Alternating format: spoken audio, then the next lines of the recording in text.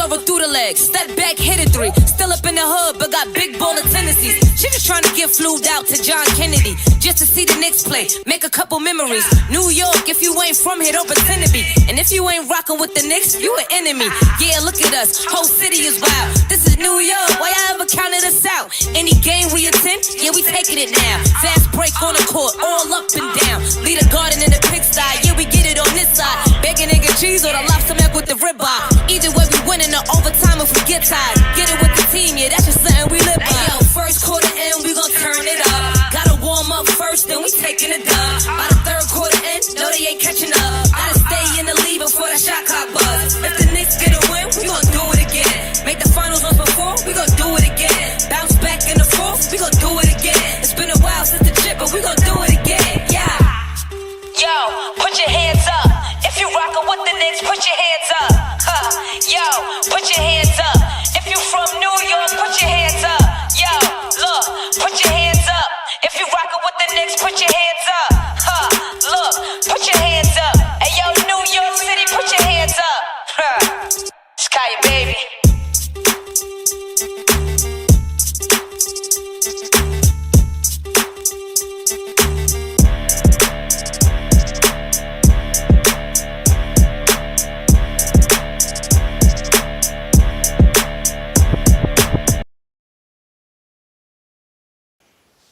What up, what's going on? It's your boy, Bishop D-Lo. We're here, you're there. It's the Church Guys Sports Show podcast for April 1st, 2025. It's April Fool's Day. Hopefully you didn't get tricked today.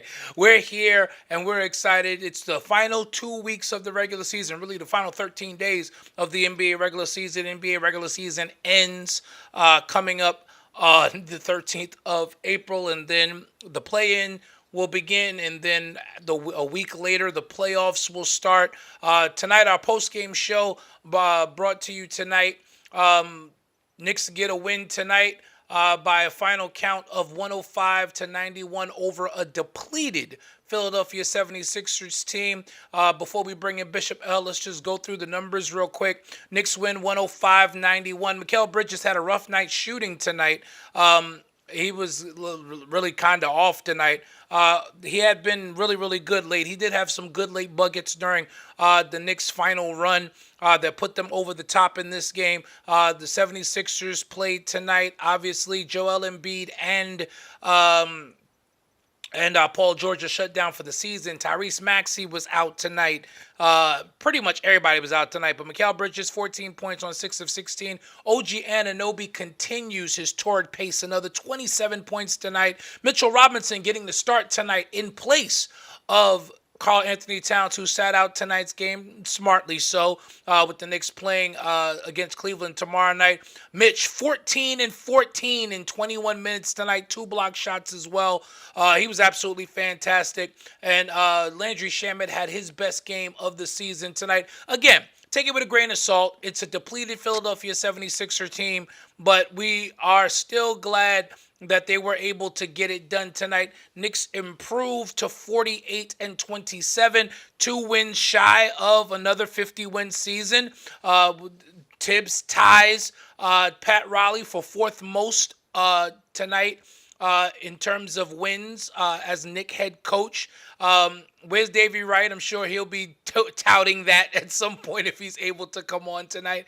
But let's get into the show, because we don't just want to talk Knicks basketball tonight. We'll get into that. But if you saw a blurb that we put out, we got a lot to discuss just in the world of sports. So with that said, let's bring in Bishop L tonight. L, what's going on, my brother? I'm here in the building. I'm half asleep, but we here. What's good, Bishop everybody? L has a flight to Atlanta tomorrow morning. So I need you. Go ahead, bro. I said you got a flight to Atlanta tomorrow morning, so we're gonna keep you all night long. Bishop, it's a 7:20 flight. So we need to get through this show. Bishop J Mac not with us tonight. He said he would try to pop on if he can tonight. He might not be able to make it on, but of course we have reinforcements. helping us out tonight is our friend and constant protagonist and antagonist of the show. I'm talking about none other than the host of the upcoming Green Room podcast, which will debut in July. I'm talking about none other than Willie Green is in the building. We're in the World Series Aaron Judge tonight. Uh-oh, New El got York that is look on his face like, definitely- what you got that on for? All right. We vintage wherever we go, baby. For what? We And still I'm a rep the big Yankees. We Yankee still fan, rep the boy. Yankees wherever we go. I'm a still a Yankee Yankee fan to the. No. I am a Yankee fan. I don't think there's anybody that's more of a Yankee fan than me. What? That would be me. But you know, That Judge World Series jersey, it shouldn't even count. It counts. You made it to Wow. the big dance. You just didn't take home the trophy. It's okay. You made it to the dance. All we asked the Yankees to do. What's we up, wanted to Bishop win Heflin? chips, but we wanted to be there. We can't talk about them if they ain't in the dance. This is what I'm talking about, D-Lo. This is what I'm saying about Here we these go. young Yankee fans These who young don't Yankee understand. fans. Who don't understand? Wait, ain't, hold on. ain't Willie in our age group? Dilo. Let me give my brother L, my man. No, you're on my show. Let me give you a history lesson. And when I'm done let me give talking, you. then you can talk. You're on Let me my give you show. a small history lesson. No. My father, God You rest are his soul. on my show, and when I'm done talking, then you can speak, Laker fan. I promise you. Wait, we talking about the Yankees. How we went to the Lakers? We are talking How we get about the there? How we Yankees. get there? Listen to me, hear me clearly, okay? If George Steinbrenner was alive to hear that foolishness that he just said, listen, as long as we got there, we didn't take home the trophy. As long as we got there, you would have never been the man of the Yankees past October with that kind of talk. You'd have been out of here. Can I please get a witness? This is true. George was world championship I or did not bust. say our goal is not to win championships. I said that as long as the Yankees are in the dance, I'm gonna rep them forever. No, I'm gonna rep We're them. always whether relevant. they're- No. I'm gonna rep them whether they're in the dance or not. I'm a Yankee fan until it's over. Until they lower it in the ground. Listen. As a matter of fact, when I go into the afterlife, You going in as a Yankee fan? Going in as a Yankee, You going into the Hall of Fame as a Yankee? I know that they're gonna have to put on my vestments. I understand that, but underneath that, You gonna have a Yankee jersey on underneath it? and a Knick jersey. they got more championships than the Knicks, so you should go in with a Yankee jersey. See, these shots that we're firing. What are we? Welcome to the show, Willie Green. He started 8.5 minutes into the show. You came on the show. You came on the show wearing an Aaron Judge World Series jersey, like that wasn't a trigger. By the way, Yankees take their first loss of the season tonight to the Arizona Diamondbacks, 7-5. Unbelievable. Here we go. Jay Hen is on. That hoodie is anointed.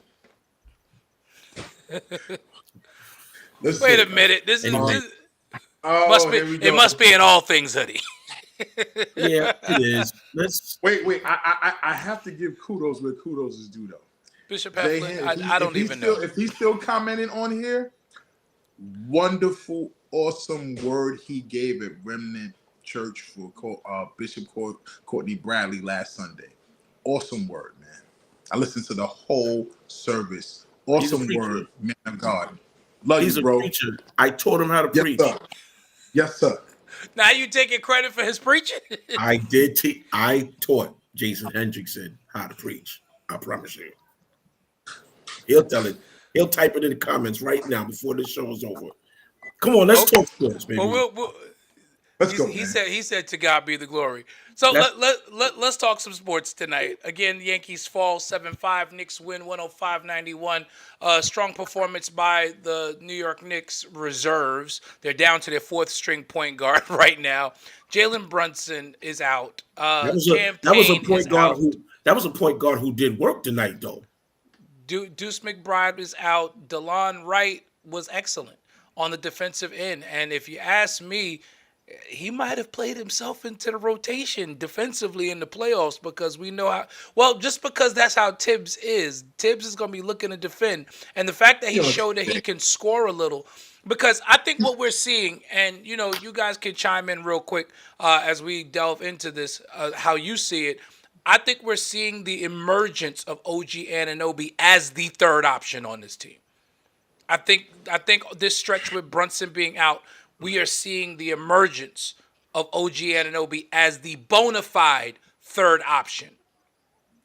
Taking nothing away from what Mikal Bridges has done while Jalen has been out. He has been great. But the aggressiveness that OG is playing with on the offensive end, this guy is bullying cats at the rim all of a sudden. I'm like, where has this been? It's being done because of injuries, bro. Like when Brunson gets back on the floor, he's shooting 60% of the shots. When Cat gets back on the floor, he's shooting 30. Well, OG has done this with Cat there. 35% of the shots, and that's only when Cat is off. Like, I don't know. I don't think that Tibbs uses this lineup good when Brunson is on the floor.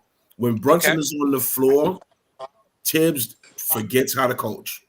When Brunson is not on the floor, you see a Knicks squad. First of all, I didn't even know half these guys that played tonight. I was like, oh, he on the team? Wait, who this? Right. Like, I mean, and they're balling. The way they locked up, the defense is there. The way they locked up Quentin Grimes tonight and stopped Quentin Grimes from having one of those breakout games because Quentin Grimes has been on fire lately. Even in a bad Philly season, Quentin Grimes has been the bright spot for Philly. As a restricted free agent. Oh, he's gonna get his money. He's gonna get his money. Q Grimes gonna get his money. He's gonna get his money. He earned it because he has certainly picked up the slack where the superstars haven't been. And on a bad Philly team this year, he has been the one bright spot since he came over. Not for nothing, he was balling out in Dallas. He just wasn't getting the opportunity as much, obviously playing behind Kyrie Irving and Klay Thompson. Yeah. But now with the chance to be the starting two guard in Philly for years to come, it looks like, well, that depends to be seen because obviously they still got the kid, Jared McCain, who will be coming back from his ACL injury next season. So we'll see what happens with that as far as that goes. But, OG locked up Quentin Grimes tonight. Was really good to see. Willie is coughing over there, so I know he got something to say. Willie, let's go. Of course. UFC, KFC, NFC, Lakers in 5. Let me start with what was L. that? Let me start with L, right? As much as I want to agree with you tonight, I'm going to be the enigma as I am on this show. Lord. You are wrong. Jesus. Tom Thibodeau had to coach tonight. And the X's and O's were eminent, were evident tonight. Because number one, he had to lock down a bona fide scoring guard. Number two, there are no set plays for OG. I said Tom Thibodeau coaches. I let you talk. There are no set plays for OG Anunoby. There are no set plays for this new guy. What's his name? DeLon Wright. DeLon Wright. DeLon There's no set plays for them. Right. So he has to coach tonight. And they should have beat Philly tonight because you're supposed to beat the teams you're supposed to beat, regardless of injuries or this, that, and the third. Mitchell Robinson was actually in the scheme tonight. Mitch was excellent tonight. They were finding Mitch tonight. Playing set for him tonight. Why? Because the X and O board had to be brought out tonight to beat a team that is completely depleted in Philly. I gotta say this though. I'll let you continue, Willie. Did y'all see Mitch's breakaway dunk tonight? Oh, yeah. Fast break. It was a fast break. It was his fast break. Right. But there I'm were like, people. Mitch? There were people I'm biting like- their knuckles like, "Yo, just finish."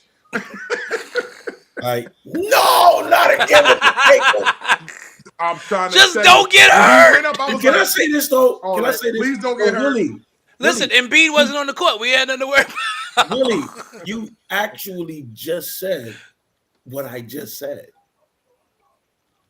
You agreed. No. with me, You bro. said that he doesn't have to coach. He didn't have to coach tonight, which he actually had to coach tonight. No, I never said he didn't have No, to coach. no, he tonight. said he doesn't coach.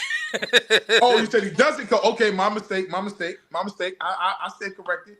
I said when Brunson is on the court, he doesn't have to coach. Okay, I got you. I stand Well, corrected. no. Not that he doesn't have to coach. He doesn't coach at all. Right. At And all.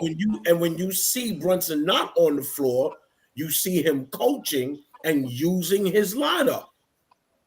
But that's an interesting point. I was talking with a former contributor to this show today about women's college basketball and talking about the USC Trojans and what they've looked like since Juju went down and how they have not missed a beat, essentially, and how you've seen the emergence of the three freshman girls who have really stepped up since Juju's been down. And, you know, the person said to me, well, listen, you know, I've been saying this all season. You know, this coach is not doing their job, and I'm like, and I thought about it, and I said, you know, unfortunately, when a coach has a superstar player, there is a tendency to get lazy with your coaching because you've got somebody to bail you out. Right. You no longer have to be the quarterback because you have a quarterback literally on the floor with you. So that's true. So I agree. Tibbs has actually had to coach this Knicks team. And again, the advent of PJ Tucker has been huge from what I understand in the locker room. People really don't make a big deal about, or as big a deal as I think they should, about having that veteran presence on the end of the bench, that 12th to 15th guy who's been there, who's won a championship, who's got it done, who can be that extension of the coach with a young team. And he's an old school guy on a new generation team. Think back to the Miami Heat during their run. Udonis Haslem was that guy forever. It works. It really does work. The only disagreement I have with you, D-Lo, is that PJ is exactly what Dante was. And they actually won a championship on the same team. So it's like an extension, but then it's just an utter replacement of Dante. Except he's not going to play. He's not going to play. You're right, but they view I want Dante back, by the way. They view Dante as a peer. That's that griminess you need. Right. I want Dante back. I agree with that. Did you see Dante get ready to pop off on the he choice was the other going to night? knock out Isaiah Stewart. I think he could have took Isaiah Stewart. I think Isaiah Stewart Like, is a that's fake what tough you need guy. out there. Isaiah Stewart to me is a fake tough guy. Stop And all this somebody just hugging needs on to the punch court. him in the mouth one good time, and he gonna be all right. Stop all this, bro. And Dante was Well, like, he it's got gonna be that- me. He got that, but he got that from an elbow. All this hugging. He's still a fake tough guy though. I mean, listen, even in that situation, if he really wanted to get at Braun in that situation, he could have got to Braun. Yeah, he could have got to him. So he's a fake tough guy. He don't really want the smoke. He want to act like he's that good.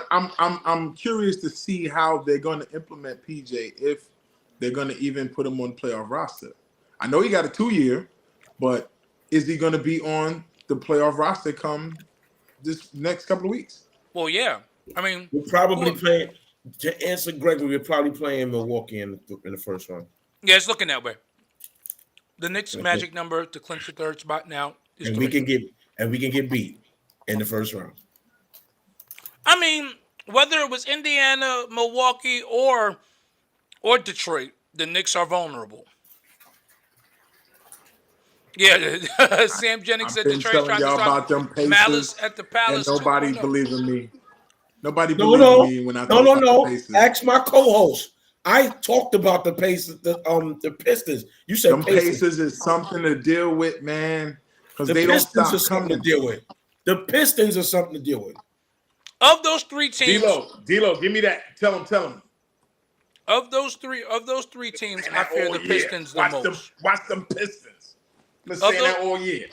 of those three teams, I fear the Pistons the most. We going home in the first round, y'all. I think Indiana, while Indiana is streaky, we and they go have home been in the first round. they've been good lately, but they've been inconsistent all year, and they still don't defend.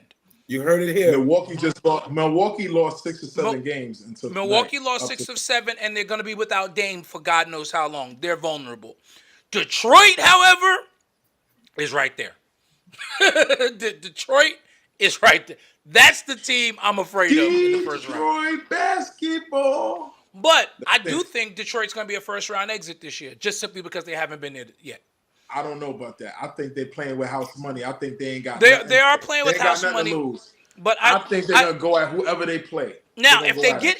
if they get Indy in the first round, because of those three teams, I feel like Indy is the weakest team.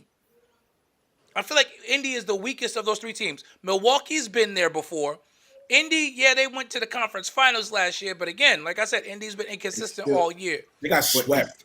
It's still experience. It's still experience, bro. Right, No matter but they how much, but they no matter don't how minute they defend. were or how small they were to Boston, it's still experience. You're right, Indy- but they Indy- don't Indy- defend. They're gonna try Indiana got to lucky. they're gonna try to outscore Detroit, and Detroit's gonna play that physical brand of basketball that they play. And I believe that type of team gives Indiana fits. But if you can't, Indiana got lucky last offensively, year. if you can't keep up offensively, eventually that will catch up to Detroit because you have to score points. True. I don't care how much But I don't care how much you lock down somebody. Eventually, somebody's gonna get hot, and you're gonna have to score points because think about it. Indiana has shooters everywhere. It's not like they But have if they one. don't, They have but if you never inconsistent- let those shooters get on track, you got nothing to worry about. Because Indiana's one of those teams where they have to get out to hot starts early. Indiana's a team that you can bury early. So if Detroit comes out and punches them in the mouth in every game early, Detroit can take them out. Because Indiana Indiana doesn't have that instinct to recover yet. I don't see that in Indiana. I just think that their offense is so unorthodox that It is. I agree with that. These dudes running football plays at the end of games. And they are, and I've seen them go on multiple runs in a game like versus Milwaukee when they won the game on a crazy 3-pointer by Halliburton. That was like a 16-6 run in like 2 minutes, and that's how unorthodox and that's how fast they can get at you. They ran a Detroit variation of the be jet able to withstand those sweep. type of spurts. They ran a variation of the jet sweep to get Halliburton Right, like, open. can a like, team are they like running Detroit- a football play? Right. Can a team like Detroit deal with those kind of spurts? I And like think you said, they can. Detroit. Inexperience will play a role. Now that I will give you because I think that's where Detroit is lacking. But I do think having guys like Tim Hardaway Jr., I think having guys like Dennis Schroeder helps them in that regard because and Tobias Harris, they do have a veteran presence on that young team to where those guys have been there before. Those guys have won before. So, Detroit is interesting because they got a good mix of young veterans that have been there before who can kind of school Cade and that group on what to expect in the playoffs. So Detroit is scary. And I love Cade Cunningham, man. He's just a dog. Like he. Cade is He's a dog, and I just want to see him flourish in Detroit as the man because. Well, it's his team, so this was his coming out party. This was his coming out party this year because he dealt with injuries last year and they shelved him and I said let him recover. And when Bernie Bickerstaff deserves Coach of the Year nomination for just he should win the award. He should win the award. Just taking the whole leash off of Cade and saying they went from the worst record in the league to probably what will end up being the 4th or 5th seed in the Eastern Conference.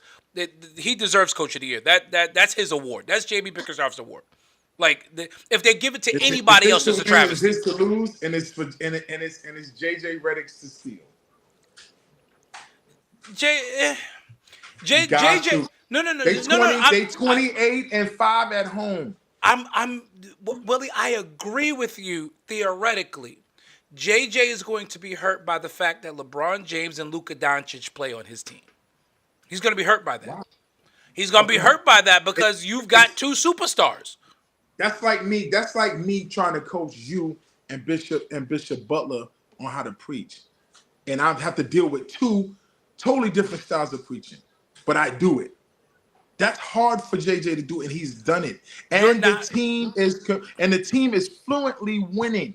You're not wrong, but I'm telling you. Remember, writers hand out this award. I don't like to discuss the Lakers on our show. I don't understand. We're discussing the Coach of the Year candidate. Basketball. This is basketball, bro. We're discussing. discussing. You can't talk basketball without talking about La. Well, actually, you can't. Never. But Never.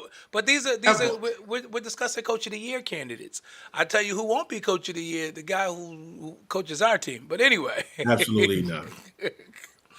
but Absolutely not. the reality is, I think that I'm still calling for his job. that hasn't changed. That hasn't changed. I'm still Listen. calling for his job, yo. The Knicks are going to win 50 games again this year, and I'm still like, Tibbs got to go. I don't care.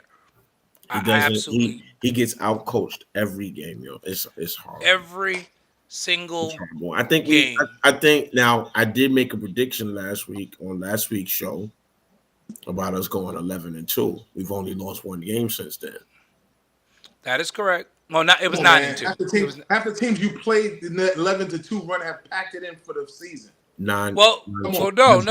We go. They packed it in. You got to remember, we got to play Cleveland twice during this stretch. We got to play Boston. Those games haven't happened yet. The Knicks are 3-1 so far since L's prediction, but it ain't getting easier. It's not getting easier. Cleveland and Boston have locked up the number 1 and number 2 seed. They could care less about these next 6 games. They can kill us. The Knicks got 3 consecutive back-to-backs to end the season. You're right, but teams are looking for rest and who they gonna play when seeding comes. Because seeding, except the top 2 seeds have not been solidified yet. Greg Heflin says the Cavaliers coach Atkinson could be a candidate for Coach of the Year. True. He won't be a candidate. True, But I don't because they had a great record last year. They had a great record last year. I mean, all they did was change voices. But they did make a huge jump though. They did make a huge jump. But the same talent is there. So it's not You're like right. He went in there with a loaded gun. With a loaded gun. That's true, but he still had to get. So they're going to look at that. They're gonna look at that and say, yeah. "Well, you just changed. You just took a different dynamic. You just took a different style of approach to a team that was already ready to win." So they're not gonna make him a nominee for that. I can see that, but Bernie, yes, Bernie, worst team in the league last year. Yes, absolutely. JB Bickerstaff. Absolutely. That's his award. But Atkinson, now if he'll probably finish second. Atkinson will probably finish second. Right. When he was in Brooklyn, then we can have a conversation. Oh, he did a great job in Brooklyn. Brooklyn did him dirty. Brooklyn did him dirty. Right. So with this team, he's loaded from 1 to 15. Literally, there are guys on the bench that are 20-point scorers. They're 15 player plays. No, yes, they don't. Because their starters only play 27 minutes a game. Yeah, bro. So their starters only play 27 minutes a game. I'm being sarcastic, you know. No, I know, but that's why I wanted to make that point. Yeah, but Kenny literally goes 11, 12. He goes 11 deep every night. And that's what makes Cleveland dangerous in the playoffs because they got guys that's going to be ready. Yeah. Because they've been playing all season. ready, and rested. Yep. They're going to be ready. While Jalen Brunson gets hurt second game. Don't say that. Don't say that. All right. Don't say that. Don't say that. But Al, you've been saying this for the last 2 years. He runs his boys into the ground. We know I'm going to be honest with you. Even with my Lakers winning that game, I felt sorry for y'all. Because your guy wants to win so bad that he's willing to put his body on the line for it. And for that, I commend Jalen. Because that's what New York basketball is about. The grit, the grind, and put it all out there. And you let the chips fall where they may. That's what New York gritty basketball has always been about. My issue will never be the player. My issue will never be the players. It's the coach who has to save the players from themselves sometimes. Right. And go, Jalen, I know you want to win, but I need you tomorrow. Sit down. But this is an old school coach that coached the 2008 defensive scheme in Boston with KG, gritty guy, Rondo, gritty guy, Paul Pierce, little bit of gritty, but he had gritty players. He had Kendrick Perkins. He had those guys that didn't mind playing 45. Paul Pierce got gritty once KG got there because KG brought that out of him. That's why I said so. He definitely wasn't that till KG got there. KG right, he wasn't that dog until they brought KG. So I definitely Tibbs moved that. He moved that needle when he went to Boston, and they figured he was going to bring that to New York or Minnesota, i.e., through Minnesota to New York. And it's just Chicago. That's the thing. He moved it as a defensive coordinator. He was not the head guy, and that's the thing that people are missing. Tibbs is not the needle mover as the head guy. He's not.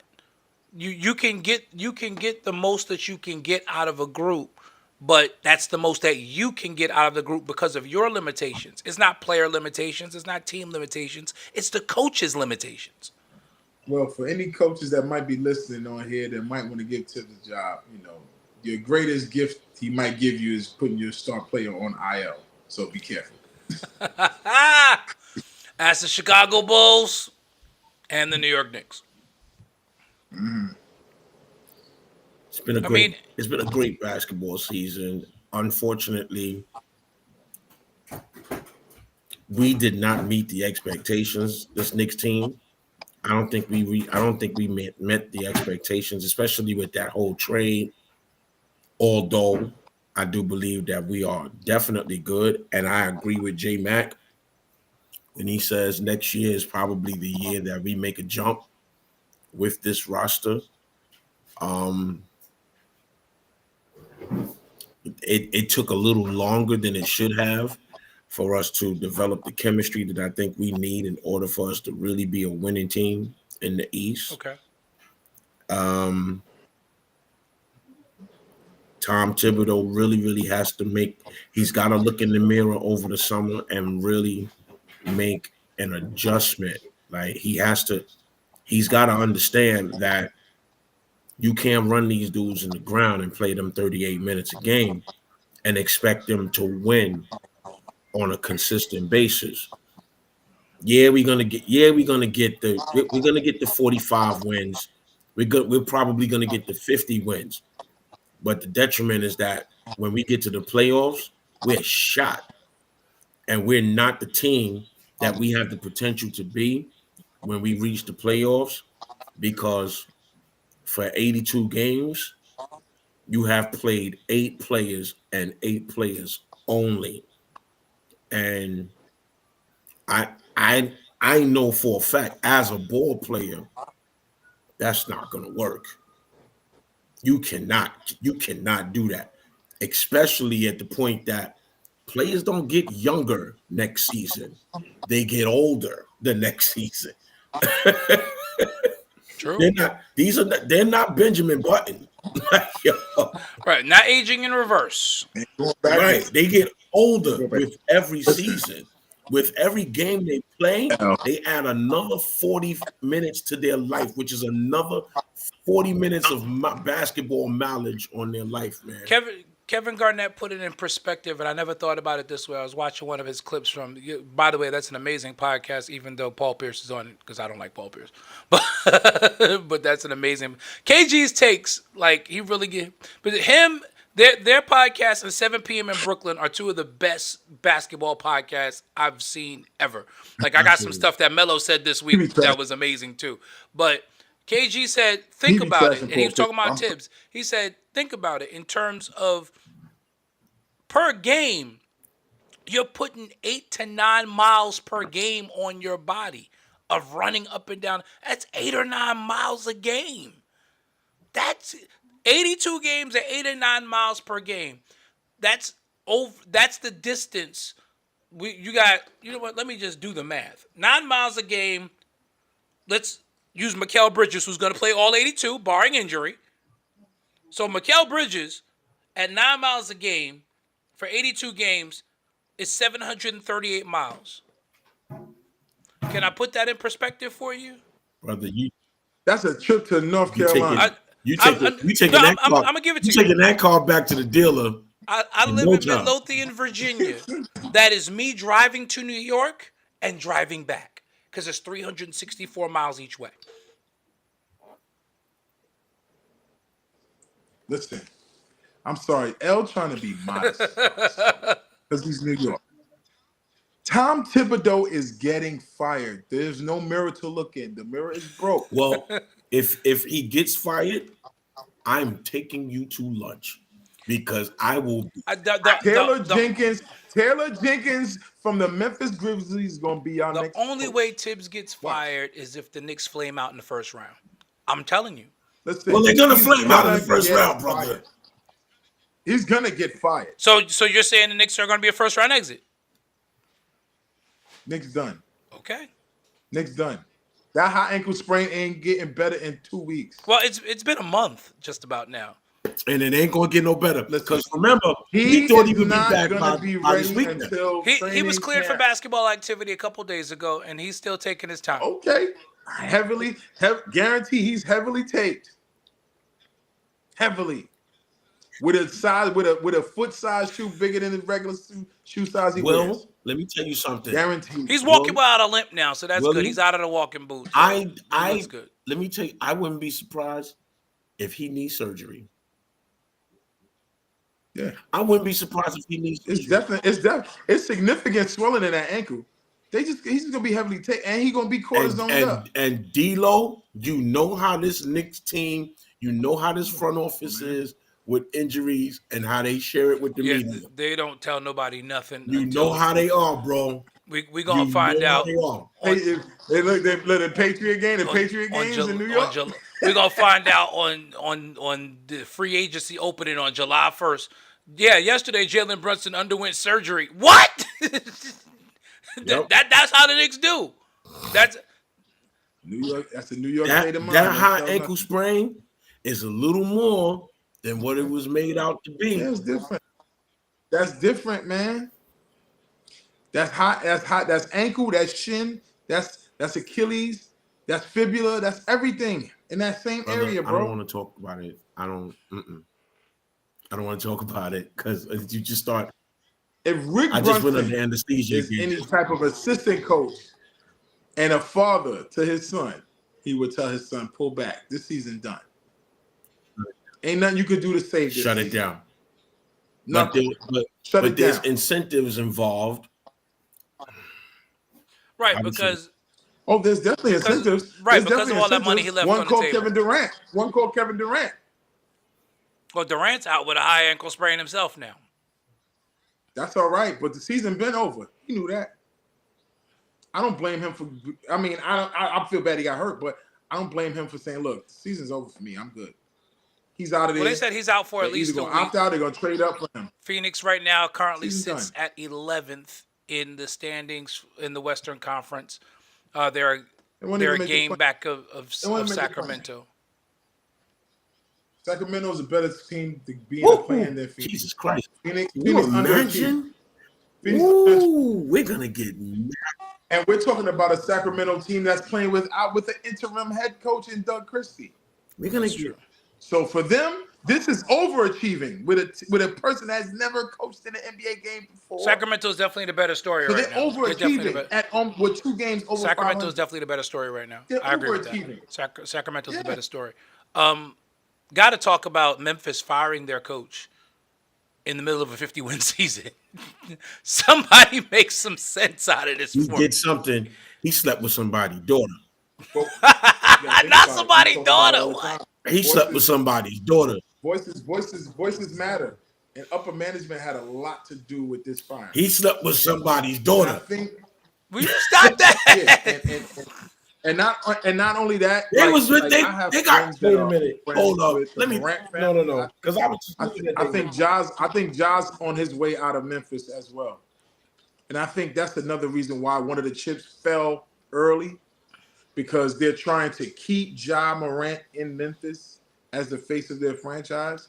So I think in order to please your superstars in him and Desmond Bane, you had to get another voice in there that, number one, they are willing to listen to and willing to follow. with Taylor Jenkins, I think that romance has run its course there. They got a big man in Edie, and they still got one of the best defensive players in the Western Conference in Jaren Jackson Jr. I just think like New York, when the voice starts to facilitate through the locker room and it's not grasped anymore, and it's not lovable, and it's not like, I don't want to go to work because this is something I've been hearing for 7 years and they ain't done us no good. And they've been a first round exit the last 2 years or year and a half. They've been a first round exit. Barring Ja being hurt, we have to kind of give them a little credit for even making a strong push for the playoffs last year. The voice was getting old, and they needed something new. I get it. With this It's European guy, I don't just even know how to curious to pronounce the guy's do name. that in the middle of a playoff run. He slept with But how many somebody's daughter. coaches have gotten fired in the middle of a season and teams have had good records? Quite a few. Right, but not this late.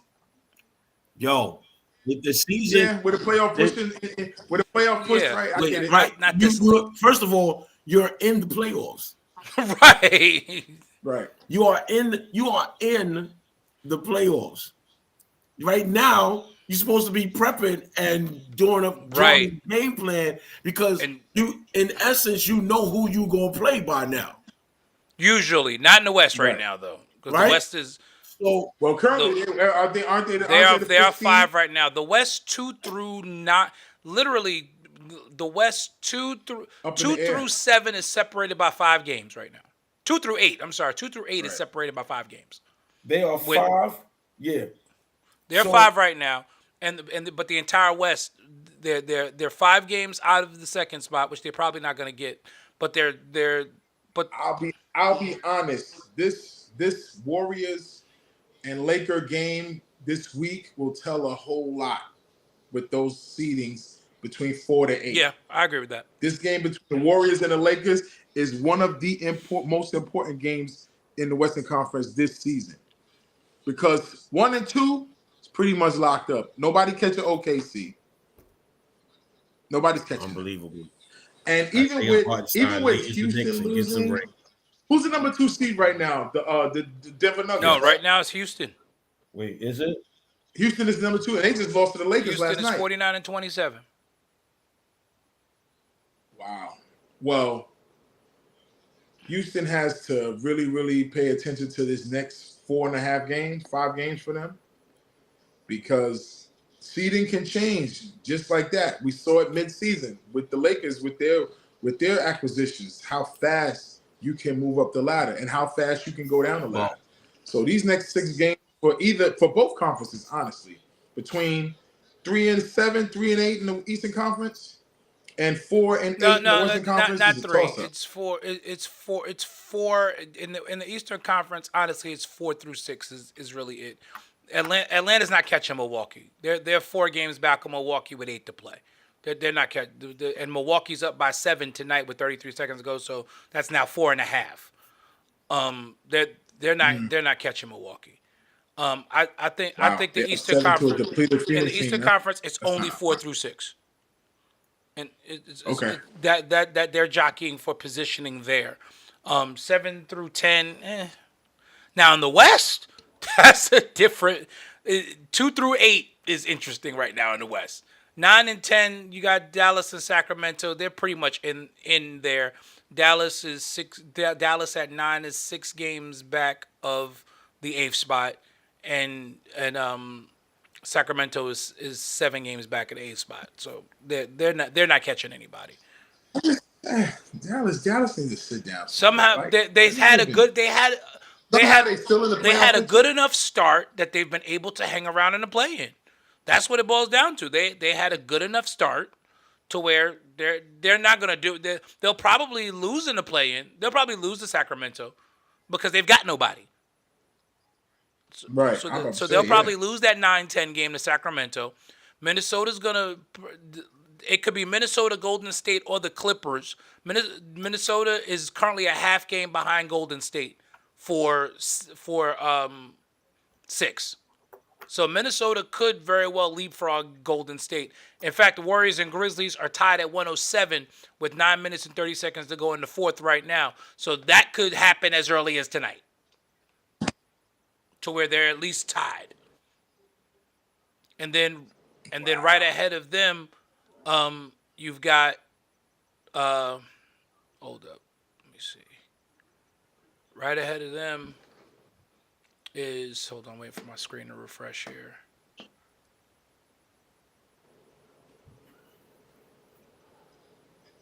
And nobody's talking about Ime Udoka as a coach of the year candidate. With the What he's done in Houston is remarkable.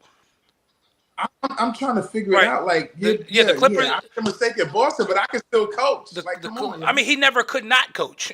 They just did him dirty in Boston. Right. Minnesota and the Clippers are essentially tied, and they're both a half game back of Golden State. So if Golden State loses tonight, there'll be a 3-way tie for 6th. Right. If Golden State loses. Wow. Go figure. And Minnesota plays Denver tonight, though.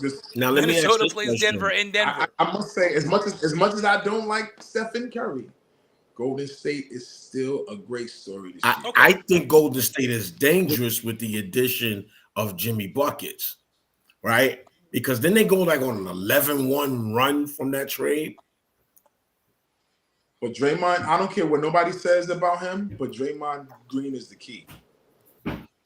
If Draymond plays like Draymond, 2016, Golden State is a problem. Then the Western Conference has a problem. Because he is a Swiss Army knife that cannot be replaced. I agree. That defensive player of the year from 2016 to 2018, if he plays like that, let's talk a little. And the way Jimmy gonna play, and the way Steph gonna play, that's a rejuvenated squad. Looking to sever a lot of heads up top. Let's talk a little baseball. Let's talk a little. Let's talk a little torpedo bats. Victor George Smith, what's going on? So, in case you've been under a rock, the Major League Baseball season has begun, and the New York Yankees started off with a bang. First game of the season, they were pretty much typical Yankees. They eked out a win. But games 2 and 3 were ridiculous. Against Milwaukee, the last 2 games of that series, the Yankees scored 32 runs and hit 13 homers. What in the world? Aaron Judge hitting 3 of them in one game. Aaron Judge hit 4 homers between the 2 games. You're not talking to me about Aaron Judge. I'm talking about the Yankees. Paul Goldschmidt, who everybody thought was washed, is mashing. Because I heard people say, Goldschmidt, oh, please, he's washed. Yeah. Goldschmidt is mashing right now. Chaz and Volpe roping stuff out the park. And it came out after the 20-9 victory, the football score victory on Saturday, that it's not everybody, but certain New York Yankees, the analytics department, did something that I say, finally, analytics did something that analytics is supposed to do. Because all this other stuff they doing to mess up the game is getting on my nerves, where there's no bunting and we're not playing small ball no more. I think that's stupid. But they did something smart during the offseason. There are certain hitters like Anthony Volpe, like Jazz Chisholm, who they realize that they make contact at a certain area of the bat. And so the Yankees got permission from Major League Baseball to get new bats made that don't change the weight of the bat. There are no corks in it. There's nothing crazy. They're called torpedo bats, to where the barrel is now thicker in certain spots to where these guys make better contact. Major League Baseball has already come out and said this is perfectly legal, and the Yankees got permission to do it. Great job by the analytics department. Great job by the analytics department. But here's what I say. It ain't the wand, it's the magician. Because I still say, because we said it about Bonds when people don't want to put Bonds in the Hall of Fame. He's the all-time home run king. I don't care about PEDs. You still have to have the hand-eye coordination to hit a 98-mile-per-hour fastball. Barry Bonds was a Hall of Famer before all of that. So even to be fair, this is all alleged because again, we still do not have a positive test from Barry Bonds. Never tested positive, yo. He was not on the Mitchell report. It is literally all speculation because somebody that was working with a company called Balco decided to call themselves outing Barry Bonds. And he got called into the trial for somebody who was trying to extort money. That's really how it came out about Bonds in the first place. Bonds wasn't on the Mitchell report.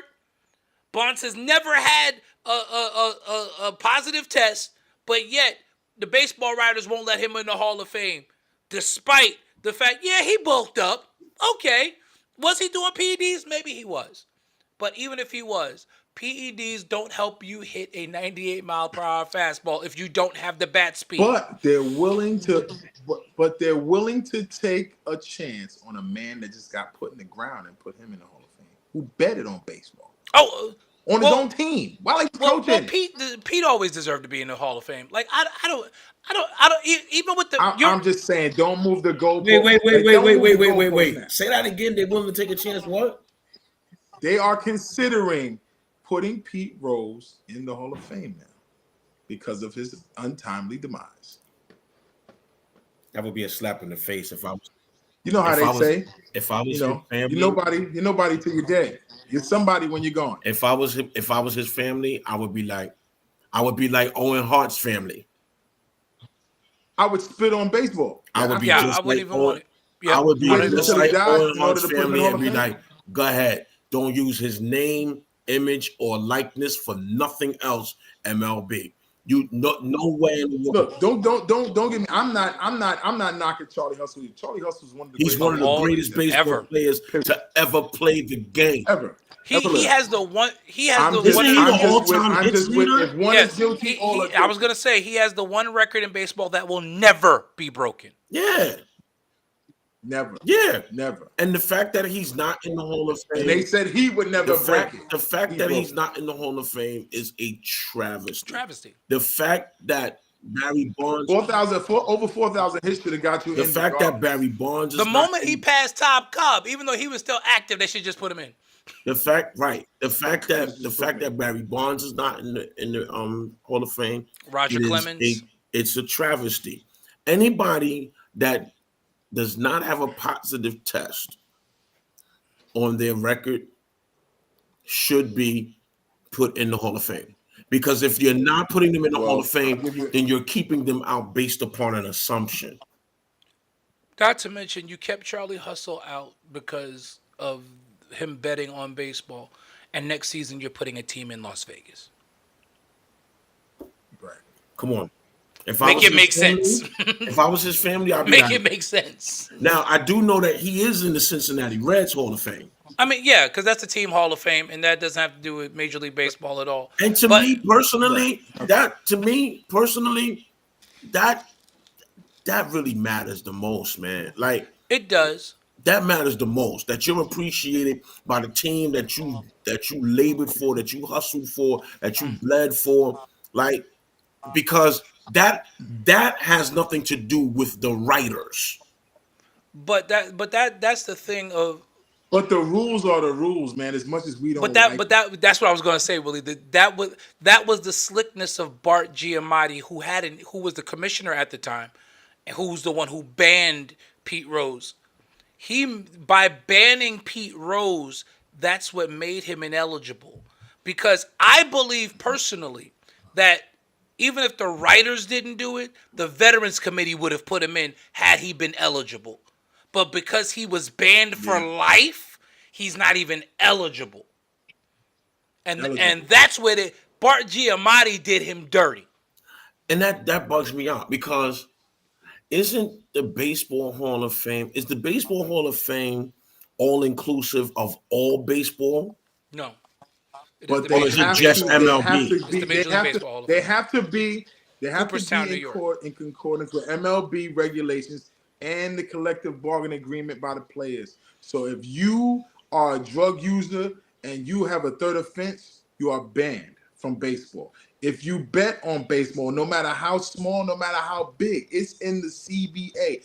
No active or inactive player is to bet on baseball. Period.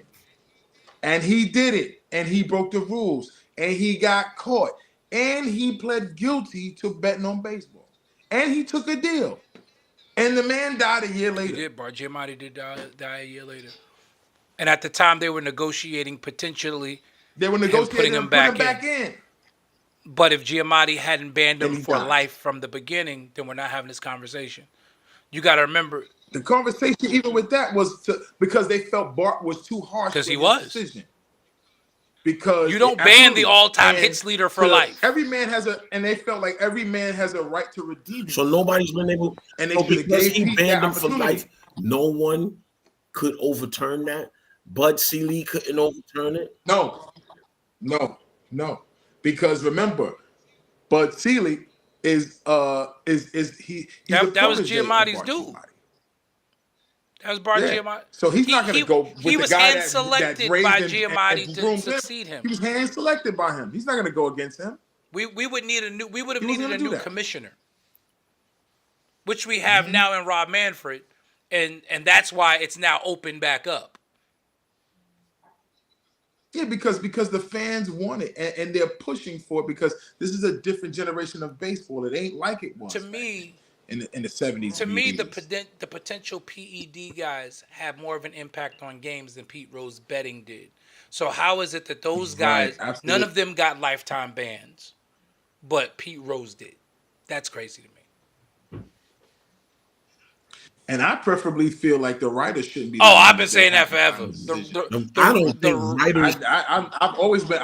The writers have no writers business voting. I don't think for- the writers should be voting for any Hall of Fame whatsoever, which is one of the reasons why I love the the NBA, WWE Hall of Fame. and the NBA Hall of Fame as well, and the NFL Hall of Fame.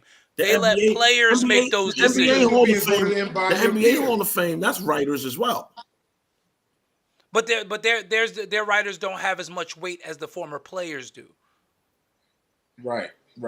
They still have a players committee Right. for the Naismith Hall of Fame that votes. Right, for because the Naismith is all inclusive. It's not just the NBA. So Right. they have to allow writers. But for NBA players, the NBA players have more weight toward former NBA guys than anybody else. Absolutely. Torpedo bats for the win, baby. Listen, they're mashing right now. The Bronx Bombers are back. Yo, Now this pitching has to hold up. That's the big question mark. The Yankees are down 2 starters. We need another arm. Yeah, they need another arm. we need They another absolutely need another arm. I totally agree with that. And losing Garrett Cole for the season. Go out and get Max Scherzer off waivers Listen, because Toronto's going to waive Clayton him. Kershaw hasn't pitched in 2 years. Somebody call Clayton Kershaw. He ain't going nowhere. EC threw a strike opening day. CC still had his form the other day. Listen, CC is an all-time great. CC arm about to fall off when he but came CC off is that mound. he done. CC done. He is absolutely finished. Wrestling? But the Met bats woke up today to the tune of 10 runs. Finally, after a very quiet series in Houston, Juan Soto has been good so far. He's still not worth that money. He's not worth that money. But he's been good so like far. 820 million or something like that. It's 765. That's a lot of money. I mean, it ain't far from what A-Rod got. It's good for Juan Soto. It's good What for the Juan A-Rod Soto. got? You know what? It's I don't market like value. the Mets. I don't like the Mets, but I think it's good for the New York Listen, baseball. how about this? He's good. How about this? that Juan Soto jersey is off the racks everywhere you go. They made their money back. Willie got one. Oh, I just sent him a photo. Willie I got got one. Jesus Christ. It's got to be hung up, bro, because there's some things in history that you have to do. Certain things in sports history that you have to acquire. The only Mets jersey I'm ever getting. I am going to go get a 1986 Darryl Strawberry. I'm going to get an 86 18. I'm going to get an 86 Strawberry, but I'm not. Well, then you better get a Doc Gooden while you. They're retiring that jersey this year too, right? They retired it last year. They should have retired. It should have been retired 20 years ago. That's true, but they became Yankees, and the Wilpons didn't like that too much. But that's why Steve. I don't understand that. Like, but again, shout out to Steve Cohen, who is about restoring Mets history, and he's enough of a fan that Wilpons traded him to Cleveland, and they mad because he left Cleveland and went to the Yankees. Won. You traded him to Cleveland. Won. And won in Cleveland too, and won in the Yankees. And threw a no-hitter in New York as a Yankee, when the Mets still had the New York Mets were the last Major League Baseball team to have a no-hitter thrown. The last. And wow. that was crazy. So pivoting real quickly to college basketball, we got to talk about this. The timing of the transfer portal is absolutely nuts in the NCAA. How do you open the transfer portal in the middle of the tournament? What kind of nonsense is that? NIL. Whose idea was that? NIL plays a big part in that. NIL plays the whole thing. And then for us locally, I say locally because I'm still a New Yorker, RJ Lewis has decided to enter the transfer portal. He is leaving St. John's University. So here's my question. Bye. I've been waiting to ask this question of L, because we're both big Pitino guys, and L's big even more so because he's coaching at his alma mater of St. John's. Is he leaving because he can't be coached hard? Is he leaving because what? He can't be coached hard. Most likely.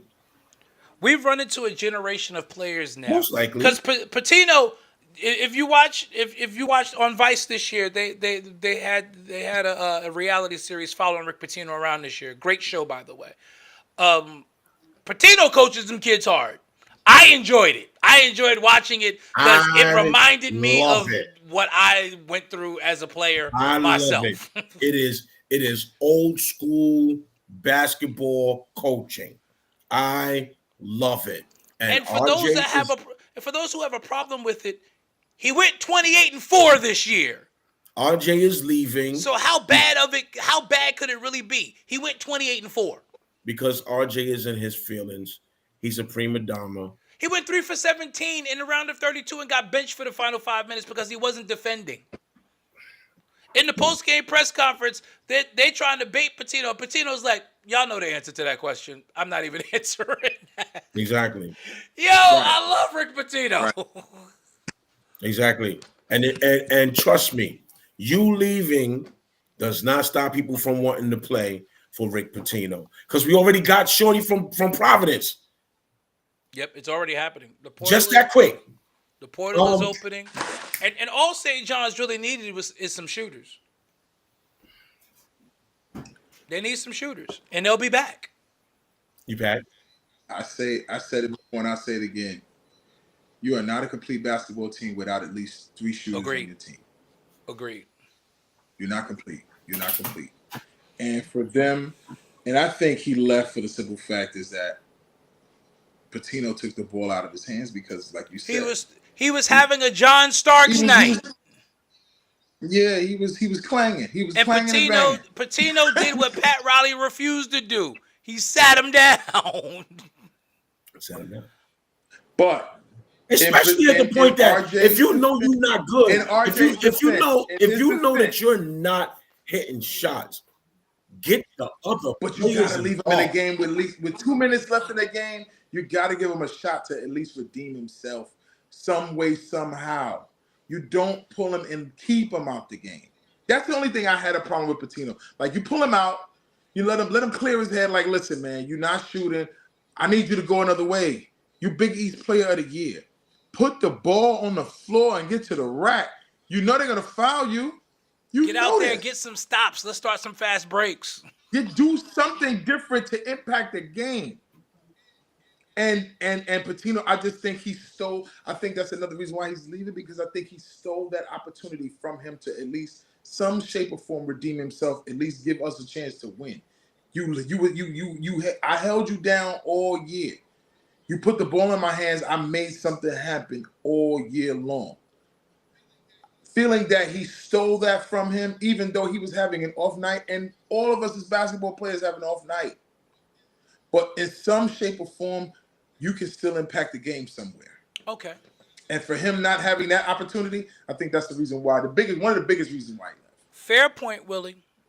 But as a player, Bryce Hopkins, baby. Bryce Hopkins. You leaving? Okay. Bryce Hopkins. and that's true. Then Bryce Hopkins. Is he ready for the lights? Bryce Hopkins, baby. Bryce Hopkins is already in the Big East. Already in the Big East, coming out of Providence. Bryce Hopkins, already in the Big East. baby. I don't care. Providence ain't the lights. Providence ain't the lights. No, it's not Madison Square Garden.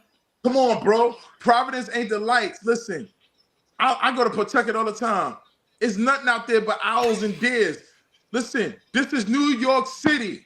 Providence ain't New York City, bro. Providence is not New York City. You're absolutely right. Listen, but I think if there's anybody that could get him ready for the lights, it's Patino. Bryce Hopkins. I get that. That's a great point. But this city hit All different. Big East team. I agree with that. He was all Big East this year. Bryce Hopkins. Oh, listen to me. After next season, I want us to talk about this again. Bryce Hopkins. If he come here and flake, I'm going at him. Okay. Well, we'll Listen see. to me. The I'm NCAA fully tournament confident. 2026. We'll see. I'm fully confident. I'm fully confident in this kid, yo. I think Bryce Hopkins will do well. I think he'll do well.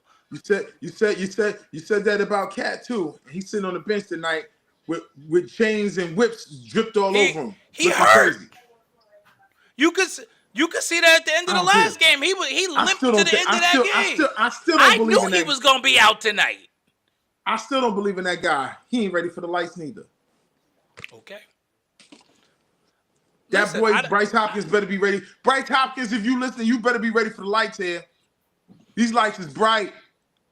Okay, Jay-Z and what's that girl name? You know, so before I leave, let's talk about that promo from yesterday with Cena.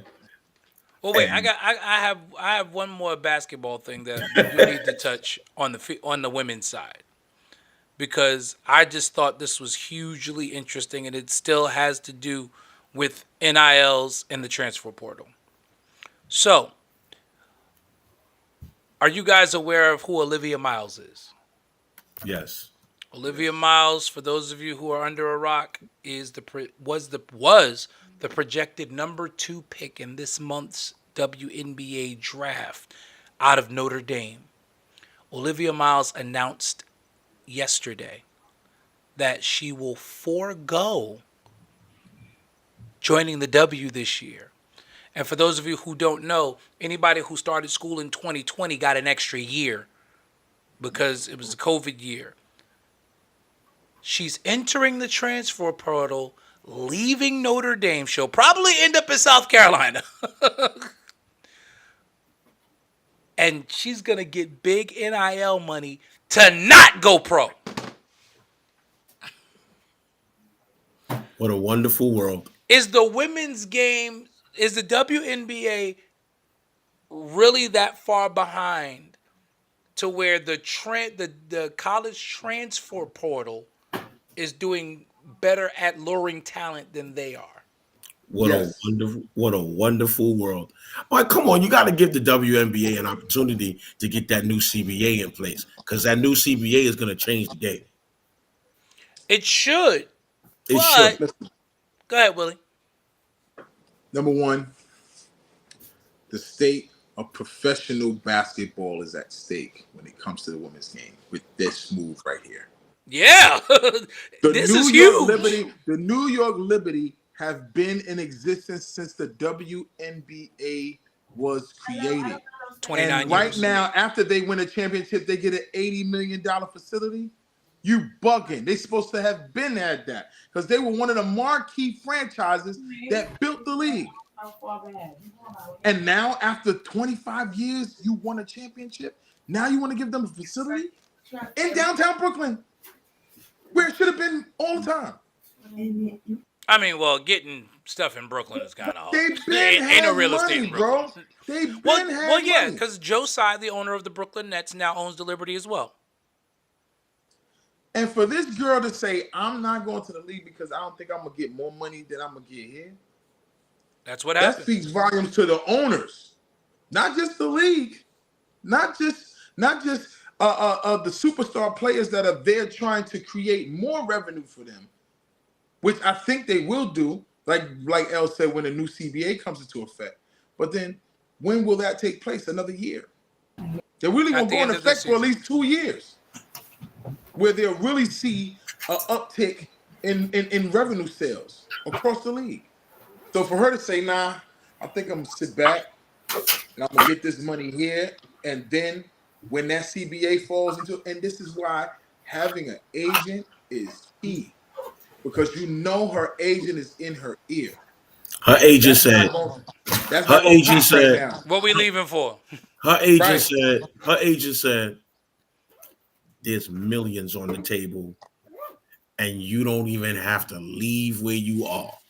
You can stay right here and there's millions on, and you know what? It's guaranteed money at that. I was getting ready to say that because for me, the WNBA obviously are not giving their players guaranteed contracts, because I feel unrivaled should have never happened if you're under a guaranteed contract. Well, the WNBA's salaries for the shorter season, their rookie scale is less than $100,000 a year. That's crazy. That's a travesty to the game. It's less than I think Angel Reese made the point that she don't even spend her WNBA check. She's getting endorsement money, and she's still spending NIL money from when she was in school, and then she got bigger money in Unrivaled. But this is what college. Shout out to her, sports Unrivaled boosters Defensive were Player of afraid the Year. This is what college sports was afraid of. These NIL deals coming into play and creating a narrative like you can be an amateur and make more money than a professional. They were afraid of that. And they were afraid of these players now wanting to unionize and get more money. Because when Northwestern tried it, the NCAA was having none of it, because it said, we gave you NIL. What more do you want? That's the first thing that came out their mouth.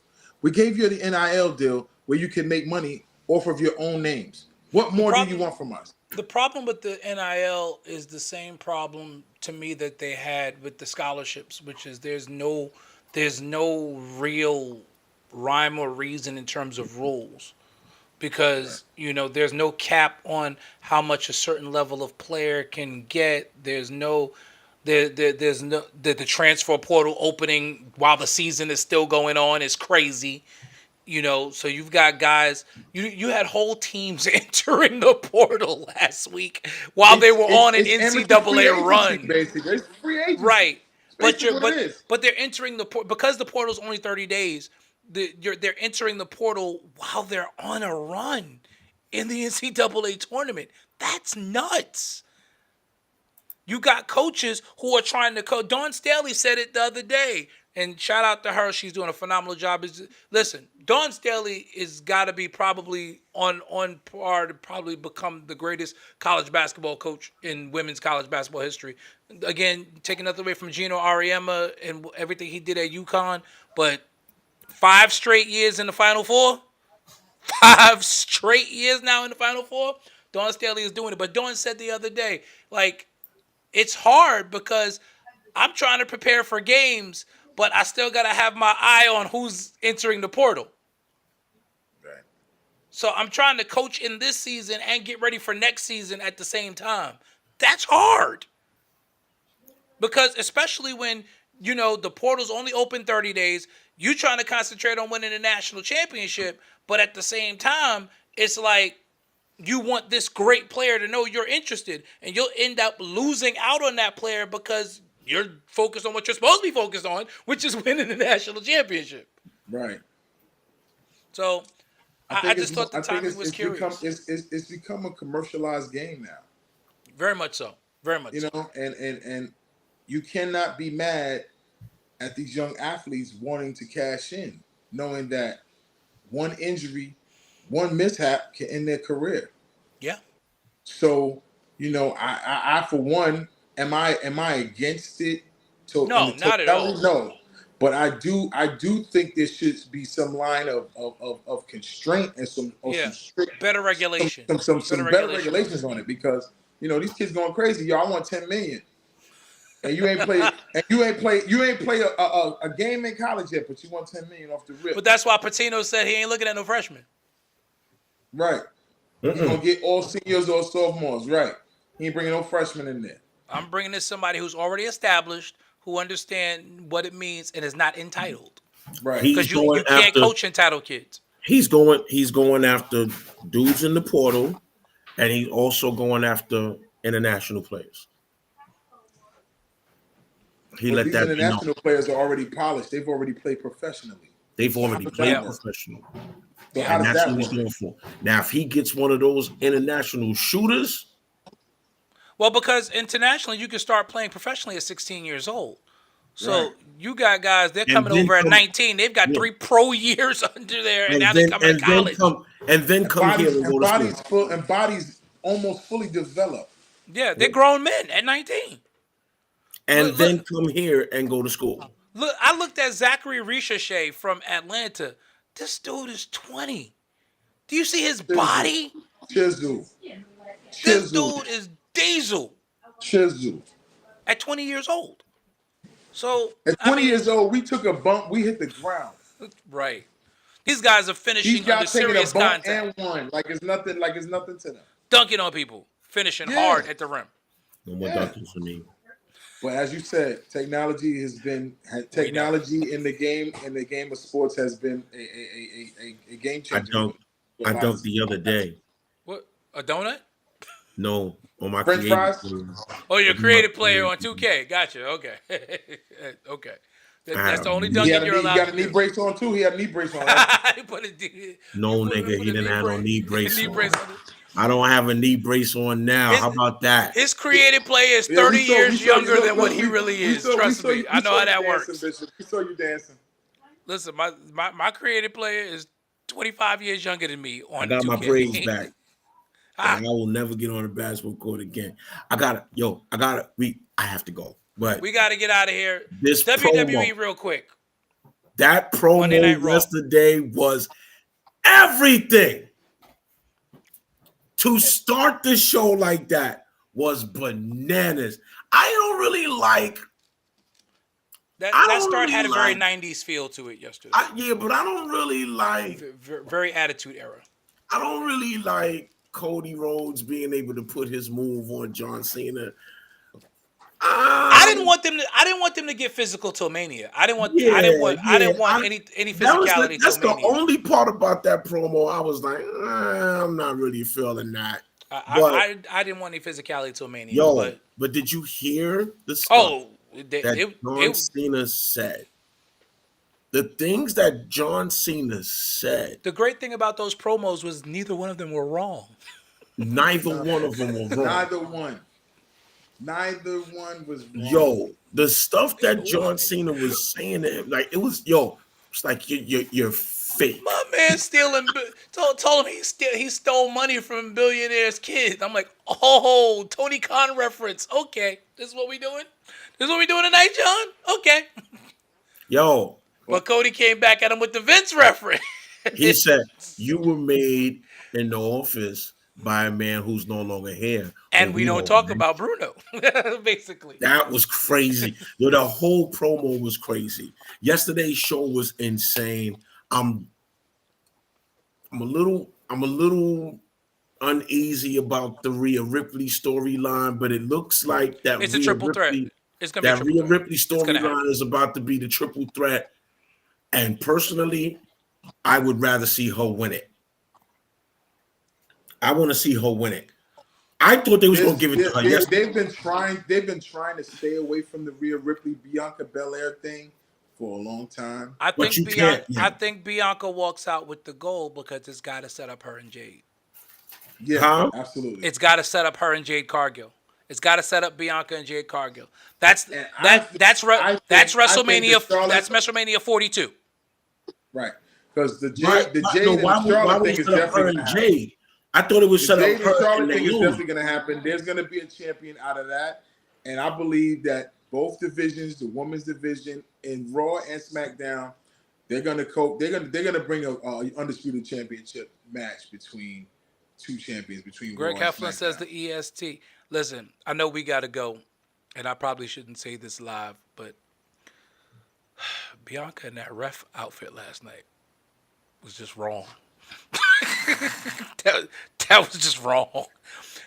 When they panned to, like, cause I'm glad they didn't give us a full entrance with her, cause when they panned to her, I was like, oh my, no, I don't even think I can watch this match. Like this is. I fast forwarded it. I watch wrestling. You fast forward L. I fast forwarded because I watch wrestling because I like it. I don't. Same here. I don't want to be lusting, and like this cannot turn into lust because yeah, that's a portal. I got you. When your right eye offends you, you're supposed to pluck it out. Plug it out. So, and I'm not plucking out any of these eyes. And I seen that, and I said, "Oh no, let me fast forward this." I'm just not gonna. I'm not gonna allow myself. What I did was I got into the match because honestly the match was really good. The match itself was really good. I thought the match was Rhea good. and Io put on a really good show. I thought the match was good. Those multiple ref bumps and what Gunther did to Jimmy Uso. I called it 2 weeks ago. Did not call it 2 weeks ago. Last week. I said Jimmy is gonna get beat real bad by Gunther, and it's gonna add a layer to his match against Jay at You called it. But it was bad though. Like man, he bloodied him up. But I love the visual of it. Again, kudos to Triple H and their team directing that show. That when they pan to Gunther and he's got Jimmy's blood all over his chest. That was I'm like, oh, this is cinematic. This is good stuff, right? Fans, they should love this because it's the blood is back. Sprinkle of the attitude. It's sprinkle of the yeah, attitude. the blood is back in it. Yeah, absolutely, man. And I was like, whoa. I was like, and that was a lot of blood. Handcuffed to the rope. He can't get off. Yeah, that was very attitude era. Jimmy looked like Jimmy looked like Carrie. Yes. And the Carrie, I was like, there's a lot of blood out here. He reminded me of when the Iron Sheik hit Superfly Jimmy Snuka. Yes, I remember that. Yes, I remember that. And that's that was back in the day when they put their big X on the screen back in the 80s, so we couldn't see the blood, but we could still see the blood. Bloody to a pulp. Yeah, and still went up on the top rope and still jumped off of it. Yep. And that was Gunther last night, and for him to walk out with Jimmy's blood all over him, I'm like, oh, this is gonna be Mania is gonna be crazy. Mania's gonna be crazy. How do you feel about Paul Levesque has solidified himself as one of the best curators and creators in WWE history. Absolutely. He has really put his mark on the brand. With all the controversy that did, before the other guy had to leave and all that stuff. So he shall not be named. Right. He just shall not be named. I just think that he knew that when it was his time, he could not miss. Yeah, and because if he did, WWE would have been eviscerated forever. So he knew he could not miss. He's been hitting it out of the park every week. And shout out to Dwayne Johnson too, even though he's not on the creative side, he's on the more business-like side, pushing things forward with TKO and all that other stuff that's going on within, behind the scenes. Listen, remember, quietly they're gonna pick up AEW quietly. Under the old regime, there would just be like a week run through Europe. These dudes stayed in Europe for 3 weeks. 3 weeks. And each crowd got better. Actually, like these European crowds are putting American crowds to shame. I was just getting ready to say that. And the U.S., the America needs to be ashamed of itself. because John if they Cena can sell out, Loud and Wembley, strong. and we can't sell out Madison Square Garden, that's a problem. They sold out O2 last night. They sure did. Well, yeah. We didn't sell out Madison Square Garden? No. The Garden wasn't sold out, no. Ooh. With Raw, there's no way it can be sold out. I remember the days when Raw was always sold out at the Garden. I know because I used to go. First of all, it was the Garden with a cage match. And it wasn't sold out. And it wasn't sold out. But that could be because the WWE has kind of sort of made their home the Barclays. Well, the really. Barclays been selling out when WWE go up in there. That's true, but the Garden is home. Right. Facts. The Garden is home. First WrestleMania. That's a home game every time. Right. The Garden is home. Time. So now, there's never a reason why the Garden shouldn't be sold out. Even when they used to sell out the old Manhattan Center on 34th Street and 8th Avenue. I mean, that's a little easier. It's only 5,000 seats. Yeah, but the energy there was way better than it was if you look at the Garden right now. Yeah, when Raw was at Manhattan Center. Yeah. Yeah. Just the energy, the nostalgia of the energy. That's what we're talking about. It's not there. The IWC has ruined American wrestling. Well, the American fan, because the internet wrestling community is mostly comprised of these smart fans who want to predict everything, who don't like nothing, who they everybody wanted. You had the Cody crybabies last year, then Cody gets the belt, and now nobody wants Cody to be the champion no more. Like, you can't have it both ways. Right. I never wanted Cody to be the champion. But to quote The Rock, sit down, shut up, and enjoy the ride that Paul and them are taking you on. That's what I was going to say. They had to find a horse to ride, man. They had to. And honestly, there was no one worthier than Roman Reigns at that point. They had to move from that. Yeah, it was time to move on. Dude held the belt 4 years. 4 years. And did the company well. You ain't had a run like that since Hogan in his prime. Right. So it was time to move on from that. And again, in this era of new consumption, we will eventually see a Cody heel turn. If it happens with the belt, we don't know. I think it's happening soon, because the way he's been talking, his whole demeanor's been He's been very heelish. He's been very heelish. Changing, yeah. So, I mean, but he's kind of playing the tweener card right now because he's still catering to the fans, but you can see that those heel tendencies coming out ever so often more and more. So, and John Cena is exposing. Yeah. And Rock could always come back and say, "This was always my plan. I wanted people to see the other side of you." Right.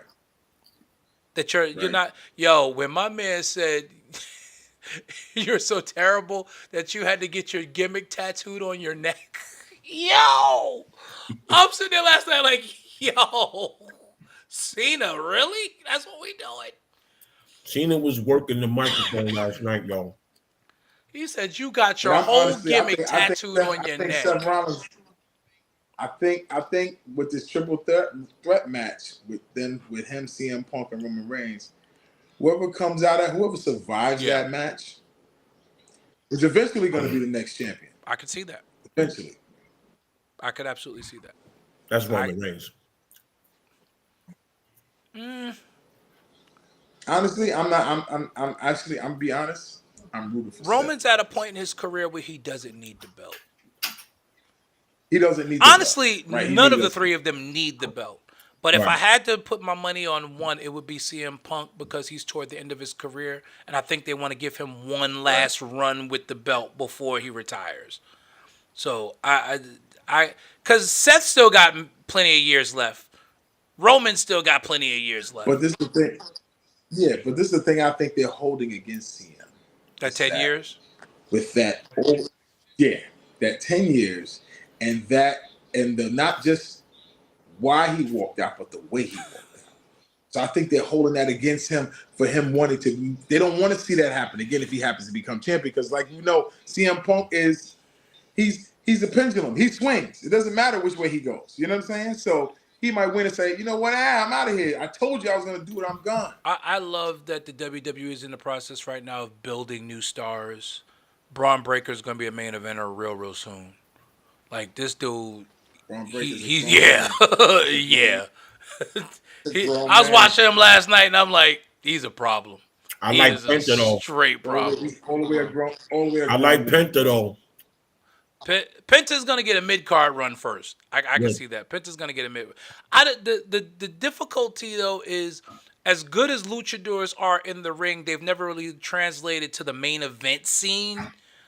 Like the last lucha type person was Rey Mysterio, and even his run didn't last. Eddie Guerrero without the mask. Eddie Guerrero. Drew, what's going on? Bishop Heflin said, "What is the promise?" We got to find out what that promise is. What is the promise that Heyman owes CM Punk? We gonna find out. Yeah, Penta's I like Penta a lot, but I don't know that he ascends. At least not yet. I don't know that he ascends to the main event scene. The next big main eventers I see are Braun Breaker and Jacob Fatu. Those dudes are going to the main event. Braun Breaker on Raw, and Jacob Fatu just needs to be in the main event scene now anyway on SmackDown. Like Jacob Fatu is just a problem. Jacob Fatu is the leader of the bloodline. Hands down. Hands down. So if Roman gets it his way, he's gonna run over. That collision's gonna happen. It has to. It has to. And Jacob Fatu is gonna be the one to put Roman down. Really? I think so. I think Jacob Fatu is gonna be the one to put Roman down. Jacob's that guy, man. Jacob's that guy. Yes. Jacob is the total package. Mm-hmm. For this generation. And poor Braun Strowman. Poor Braun Strowman. He looked like he need a walker now. He's done. Drew, I feel you said, how about the recycle storyline of The Rock, Stone Cold, and Rikishi with the ladies now?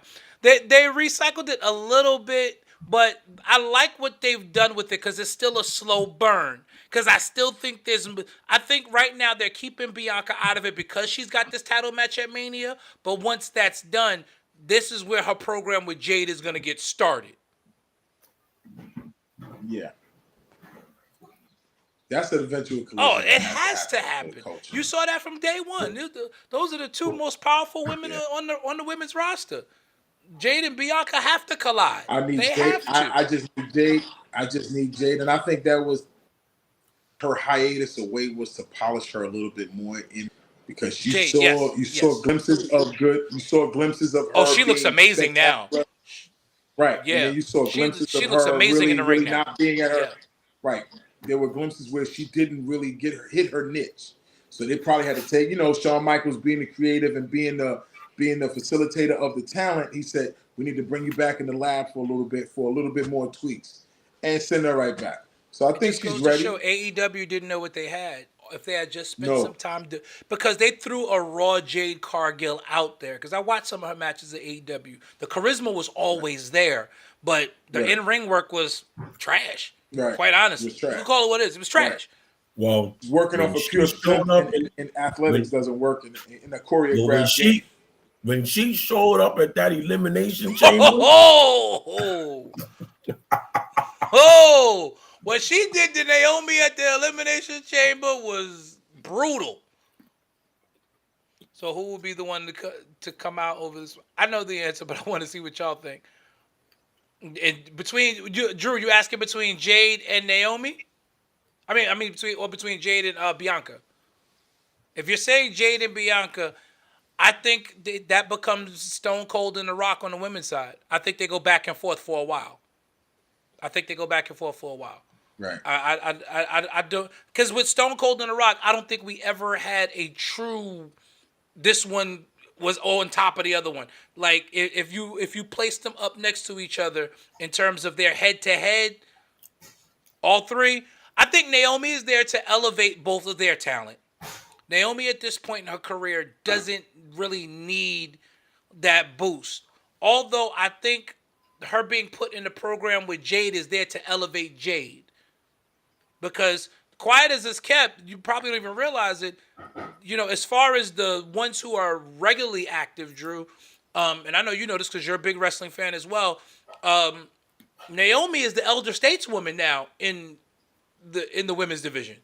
As far as I mean, yeah, you get the Trish Stratus every now and then. Yeah, you get Natalya coming back, but they're part-timers now. They are part-timers. As far as someone who is there every week, Naomi is the elder stateswoman. So she's there to elevate Jade now and get her ready for Bianca. But even with that, even with your response, D-Lo, let's think about wrestling history. There has always been two individuals in wrestling with the who needs who to move the needle forward, i.e. Hulk Hogan, Andre the Giant, Bruno Sammartino, Harley Race, Sting, Ric Flair, i.e. the Four Horsemen, Hulk Hogan again, Ultimate Warrior, Rock and Roll Express, the Road Warriors, i.e. Demolition. These were people, individuals in wrestling with Iron Sheik, Superfly Jimmy Snuka, Superstar Billy Graham, Hulk Hogan. These are people who needed who to move the needle forward in wrestling. True. And here you go, Stone Cold, The Rock, John Cena, Triple H. The list goes on and on. So Jade Cargill and Bianca Belair are going to be those two revolutionary wrestlers. Yes, I agree. In this era right now will be, we need each other to move the needle forward and also springboard the women's division and women's wrestling to a different stratosphere. So they're going to be around for a long time. I agree. They tried to, Vince tried to do it with Charlotte and Ronda Rousey, and it just didn't work. I think Jade and Bianca is more organic. But I think Ronda's heart wasn't really here. And Ronda was forced down our throats as wrestling fans. Ronda was forced down our throats because she had that UFC background. Here you have Jade and Bianca who are true wrestlers. They are wrestlers. Wrestling background. They are organically. Granted, Jade started her career in another promotion, but I mean, much like Ric Flair did before he came over, and him and Hogan were here. So you know, I agree with you from that sentiment. I think that they will be the ones who will move the women's division forward. But I think Naomi is kind of the warm-up act for Jade to get her ready for Bianca, and then once that starts, look out. you're gonna. I think it's time for another women's evolution 2.0 pay-per-view. I'm sorry, premium live event. I think it's time for another one. When they did that a couple years ago, I think it was Naomi is definitely the bridge. Yeah, she's the transitional talent. Solidify. She's transitioning now. Yeah.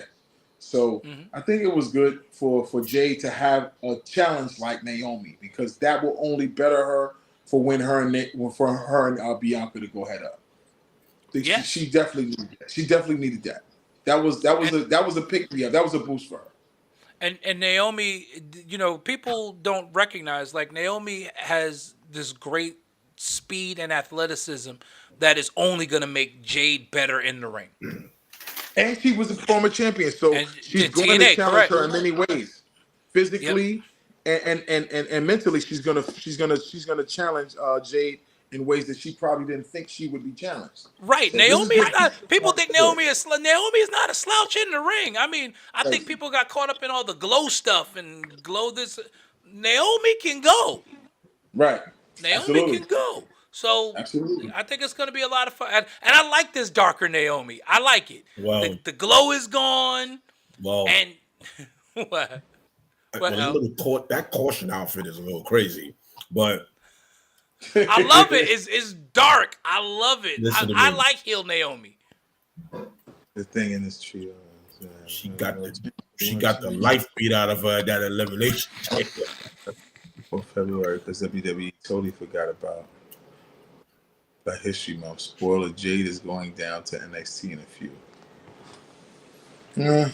I don't think Jade's going back to NXT. I don't think they brought her back to send her back to. I think that time that she spent Not away. with that entrance at Elimination Chamber. I think Jade was at. I think Jade was at the Performance Center, working on stuff with Sean, and getting herself ready for this, because I think Paul is like, okay, now it's time for us to push you to the stratosphere. And her and Bianca's money. That's a WrestleMania main event. It's money. Like, all jokes aside, that's a WrestleMania main event. People will pay to see that. And Listen, they will not main event WrestleMania without a title on the line. Exactly. Listen, my 9-year-old daughter wasn't thinking about wrestling until she saw Bianca Belair. My daughter loves her. Right. These little girls are now into it because of Bianca and Swinging Jade. their hair and all that. Swinging the hair, all of that stuff. All that. This is where we're going. And again, I've never seen more long braids in my life. And as much as I everywhere, wanna say right? this, and my daughter, she is a diehard Rhea Ripley fan. And I hate to say this to people that love Rhea Ripley, she's going to be collateral damage out of all of this. And that's the bad part. That is the bad part. I mean, I think what's going to end up happening is that they're going to end up having to split them up somehow. And because of the brand split, they're going to have to move. Either Rhea's going to have to move to SmackDown, or something's got to give, because it's like it's overkill now on Monday night. Right now, it's overkill. I don't understand how Damian Priest and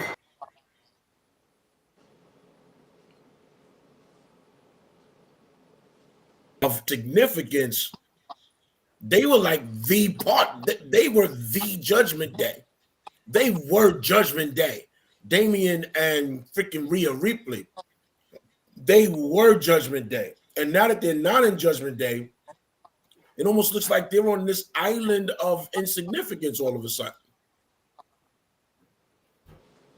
And I feel a way about that, because I actually like both of them. I love Rhea Ripley, yo. I think Rhea Ripley is the female version of The Undertaker. Okay, that's very high praise. That's very, very high praise. I called it at what's the name? And he came out.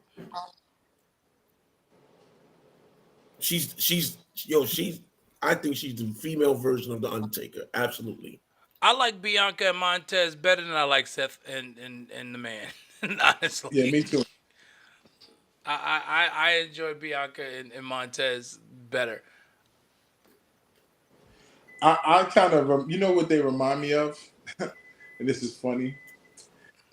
Montez and Bianca remind me of Booker T and his wife Jacqueline. Who was that name? Jacqueline was his wife. What was his wife's name with him? They remind me of that. Booker. Yeah. Sharmell. He was King Booker. Sharmell. Yeah. Sharmell. That's what they remind me of. When King Booker and Sharmell was around. That's kind of what they got, that kind of aura. That's actually a funny story, because Booker was actually planning to retire. There's a quick funny story with Vince. Booker was planning to retire. He went to Vince and was like, "Yeah, I just got married. I'm thinking about, just like packing it in and want to go home and be with my family." And Vince said, "How about we just put your wife on the road with you?" And that's how Sharmell got the job as Queen Sharmell. Because he wanted to keep Booker on the road. That's right. Vince was wild. Vince was wild. Money makes money, though. Come on, Drew. Drew said, "Nah." He said, "Don't compare him to the dead man." Come on, Drew. I'm not talking about her skill set. I'm talking about the whole persona, her image, her character. I'm not talking about the skill set. Absolutely not, because she's not there yet. But like that, her personality, her image, her persona, her character reminds me of early Undertaker days, man. It reminds me of early Undertaker days. She's not as dark as Undertaker. I mean, her look her look is dark. When she was in Judgment Day? She was dark as crazy. She What? was in Judgment Day, yes, but as she's come out of Judgment Day, there's a lot more personality to Rhea that you never got with the Dead Man. That you I never, agree. but that's what made the Dead Man great, though. That's what made the Dead Man great. I mean, I really wish I could get to Vegas to do it on that Saturday afternoon. He's doing You his can't One go Dead to Man Vegas. show. Just get over it. Don't do that. Don't do that. We all stuck. I know. But he's doing his One Dead Man show before WrestleMania on that Saturday, and I'm like, oh, I want to see his show. Did anybody hear that little clip where Damian Priest said "Rest in peace"? I would to never Matt compare Pat? myself to Roy Brown. What is Drew talking about? Basically saying you're not on that level. As good as you are, you're not on that level. Basically, that's what he's saying. As good as you are, you're not on that level. I don't talk about preaching on this. I don't talk about preaching in that sense because I know what I am as a preacher. So right. Ain't even no point of having that discussion. I don't even want to have the discussion. What was you? No, That was a very interesting comparison, Drew. That was a No. very interesting comparison. I mean, like, what does he mean by that? He said that don't Right. compare I'm Rhea to finding the out. Dead Man. Laugh out loud. No, I got what he was saying. He was saying as good as you are, and Rhea is great. But Rhea and Damian Spring are offspring. Damian Priest and Rhea are offspring. Of the And not for Undertaker. nothing, Everybody to knows a that. certain extent, the Dead Man passed it to Rhea. Yeah, for sure. You saw it some weeks back. He passed it to Rhea. So Say that again. the Dead Man passed it to Rhea. Yeah, man. So I mean, Had to. while Drew, I understand your sentiment, and on some levels I agree, and I think they're very different.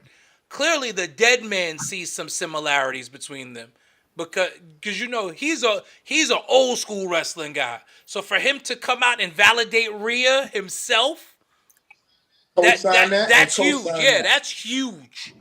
He co-signed Rhea personally.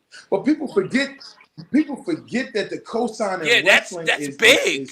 is significant. It's significant. Like Stone Cold co-signing KO. I'm not even going to talk anymore because Sure. Drew used to write for WWE, and so You don't want them kind of problems. I don't even want to have this conversation because he just like killed the whole conversation. Like, Nah, he bro. killed- Drew is cool. That's no, my he just boy. killed the whole conversation with the Nah. whole like. No, Bishop Heffler, we know that, and that's what Drew was saying. He's saying as good as Butler is, like Archbishop Brown was on a different planet during his day. So I get it. I get it. I get what he was saying. I don't know if I would have used that analogy. I don't know. I mean, Archbishop Brown was the first preaching real estate mogul. Like, come on. Basically, exactly. Right. Don't even mention my name.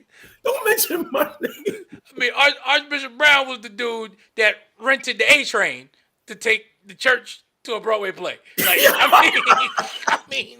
I mean, we talking about somebody who did stuff in New York City that was never done before and has never been done since.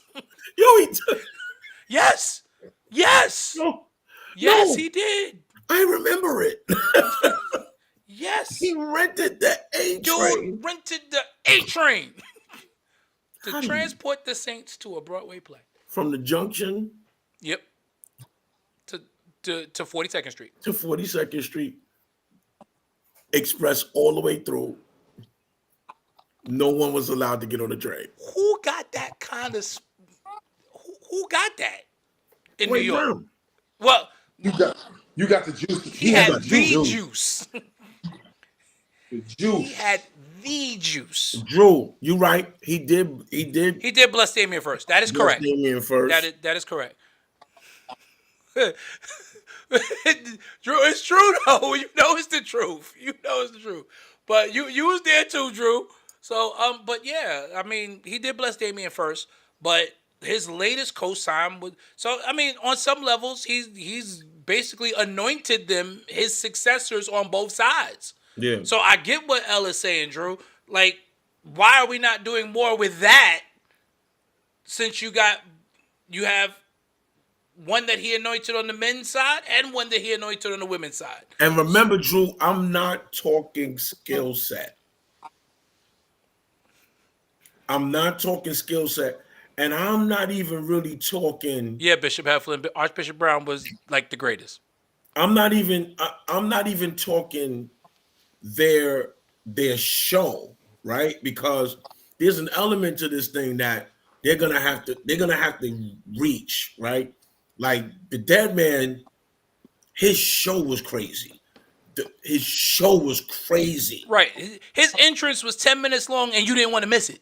You didn't want to miss it. Exactly. Like you don't have that with Damian. You don't have that with Ripley. Although I think Ripley's entrance is way better than Damian. Oh yeah, I agree with that. Right. I agree with that. But that's her energy that brings it out to the forefront. Her energy Yeah, is crazy and on that so entrance. and you can see it developing into the same type of integrity that the Dead Man had. It's gonna take some time, don't get me wrong, but it's slowly progressing into that Dead Man persona. And quite frankly, I think that I would much more appreciate her as a heel because Dead Man Hill was always something crazy. But it's the same problem that the Dead Man ran into, though, and Drew agrees with you. But that's the same problem that the Dead Man ran into. When you get that good of it, the crowd's gonna turn you face every time, every single time. Because the Dead Man was never supposed to be a face. He was never supposed to be a face. And he's again old school guy. He's into kayfabe. Like this is the dude that would be in character going into airports and stuff to try to keep the heel persona, and it just didn't work. The people, the more he dove into his character, the more people loved him. Yeah. But we got a lot of great stuff coming up. We are 18 days from WrestleMania Night 1. Looking forward to it. I will be in front of the TV. I won't be at no concerts. No concerts, nothing. And that's Easter weekend. I'll be in New York that weekend. We got to go somewhere and watch that. This is where I miss WWF New York because I would have been there. I would have been at WWF New York if it was still open. 33rd Street, baby. What are they showing? What are they showing? WrestleMania on Peacock again? Yeah, it'll be on Peacock. Yeah, they got one more year on their deal with Peacock before it switches over to Netflix completely. Boomsy. I got the 65-inch in the living room.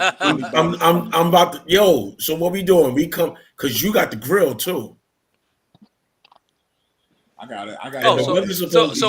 So we at Willie House for WrestleMania night? I say we go to Willie House. I say we go to Willie House and go live. I say we go to Willie House and go live. We could absolutely do that because I was planning to do a post show that night anyway. My family love company and food. Let's do it. All right.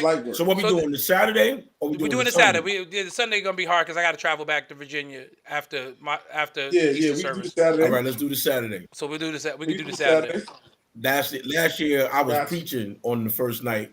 Last year I was preaching on the first night of WrestleMania, and I was preaching in Philly. That's crazy. Oh wow! You won't do that no more. I will not do that ever again. And I'm driving. Never make that mistake on weekend. Willie Drew said, "Am I invited?" It's tonight. Drew, you still in Brooklyn, right? They're hospitable over there, Drew. Yeah, Willie, good people. So So what we need to bring? Because I'll bring because I'll bring whatever got to come on the grill. I'll bring a bunch of lamb chops. Which grill you want me to pull out? Which one? Charcoal. I don't like no gas grills. I don't do no gas. Charcoal it is. We'll do that. Charcoal. Charcoal it is. I got an electric grill too. Charcoal. It's not the same. Yeah, it's not the same. Listen. It's not the same. Y'all bugging. Listen, trust me when I tell you. When you're done with when you see what comes off my electric, you'll think twice. You'll think twice. It's no gas. Plug it in and go to work. Okay.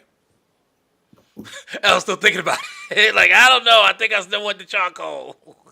Charcoal and wood chips, brother. George Foreman on steroids. George is dead. Oh my God. Oh, rest in peace to the rest king. in peace. One of the greatest to ever do it. And his grill that Hulk Hogan turned up. Thank y'all for joining us tonight. Hulk Hogan did. We appreciate y'all rocking with us. Bishop Heflin. He declined Drew, to do the George Foreman grill, and look at him now. Who else was Q the Prophet? I saw you, Bishop, Overseer Jason Hendrickson, Victor George Smith, Sam Jennings, Overseer Chris Burton. All right, y'all. We appreciate you. Yeah, Willie. Shout out to Q. Let me say one thing. Shout out to my boy Q the Prophet, man. He's my DJ, also DJ Tepakusa, man. And I'm just grateful to God that his son has recovered in a great way. God does all things well concerning us and his people. And when we pray in numbers and we pray in strength, man, people get recovered and people heal, man. So shout out to his son, shout out to his son's mother. That was a horrific situation, but God is a healer and he's a protector of those that truly believe in him. So thank God for that. Q, we love you, bro. Yes, sir. We love you, bro. So that being said, join us back here next Tuesday night. Well, let me make sure because Drew messing with our time. Hulk Hogan said no. He wasn't. Hulk Hogan wasn't offered the deal. He never answered the phone. He never answered the phone. Right. He never answered the phone. They were going to offer him the deal. Yes. He never answered. You're right. You're right, Drew. My bad, Drew McMahon. Drew McMahon. Okay, so yeah, next Tuesday looks like it's gonna be a post game as well, because next Tuesday is Knicks Celtics. So we will be on after Knicks Celtics next Tuesday. Or we could. Is there any way we could do a watch along. We could do a watch along, but we did a watch along opening night and we got smoked. So I was like, I don't know if we want to do a watch along no more. Oh Jesus. What you think? What you think, Al? Watch along or post game? I don't even know if I'm gonna watch that. Well, you got to, because we got to do a show. We got to. The playoffs are coming. We got to be in form, ready for our post game. Don't forget, obviously, Church Guys post game show will begin during the NBA playoffs, and will be immediately following every single Knick playoff game, except the ones that are on Sunday afternoon. Those will be later in the day because we preachers and we got to work. In other words, we will be doing 5 post games. Wait, you said we going out in 5? Oh my God! You're not even gonna give us 6? Nah. In the first round? ABC 1, 2, 3, ODB. Lakers. You know what? Next Tuesday, watch along. Because the game's at the Garden. Next Tuesday, watch along. And we gotta get blown out at the Garden too. This is what I was gonna say. I'm not in New York, but I'm gonna ask. I think you and J Mac, if he's in New York, should go to the bar and go and be live on the show from the bar during the watch along. I don't want to do it. The last time they did that, the Knicks lost. No, they didn't. Last time they watched from the bar, the Knicks won. Not that game, but the very next game. That was a playoff game, though. Drew, you more than welcome to come to the church. Service starts at 1:15 p.m. every Sunday. This Sunday's Communion Sunday. We're going all the way. Great service. Our communion service is always very, very good. And we'll be just getting back from Atlanta, Georgia. So you're more than welcome to come, man. I'll be glad to see you, bro. So, go ahead, Al. I'm not sure if I want to watch Tuesday's game. I think I may have something to do. I don't have the stomach for it. Have we won one of these 3 games that we played them in? Maybe. I don't have the stomach for it, yo. We'll keep y'all posted on whether there'll be a post game show or whether it'll be a watch. I just want to see his face. And I got a Boston Celtic fan in my house. this True wicked silly. wife of mine. Like she's a Boston. She's a Celtic fan. Like, I don't know how she live in that house. I don't even understand how she I live don't- here I like don't- that. I don't Like know. what in I the don't know. name of God? That's the proof that you can't have a perfect wife, because she good in every other area and then she mess it up. Yo, the only thing I like about Boston is Boston Legal. That is an amazing show. I'm It's a TV show, watching it that's right it. now. That's it. Just Boston Legal. That's it. Boston Legal. That's it. That's all I want to see. That is a great, great show. It's so hilarious, yo. Like it's so hilarious. I think that was Suits before Suits came out. Listen, I'm with you. I don't do nothing Boston. And Suits was my Nothing. show. I haven't watched Suits LA yet.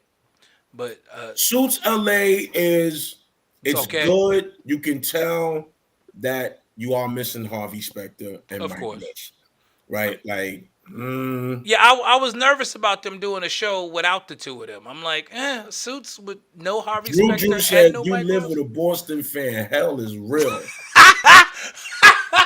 Now Yo. wait a minute, Drew. Now wait a minute. On that note, Yeah. My wife is a beautiful woman. It's like heaven. But yes, she is Right, a but she's Boston fan. that's why I said that you That can't might have, be the only you can't have a hell is perfect about wife. it, like, Right, you can't have a perfect. That's proof that there are no perfect You know wives. what? Mm-mm. There are no perfect wives. What are you doing? Is this my Uh-oh. daughter's going with us to Georgia tomorrow? She's sleeping on the couch, brand new couch. I guess this is her way of saying she wants to be ready for our flight in the morning. I don't blame her. It's midnight. Love y'all. Y'all have a great night. We'll let you know if we're going to do a post game or if it's going to be It's not going to be an end game show. It's not going to be that. no watch along. No, because I curse.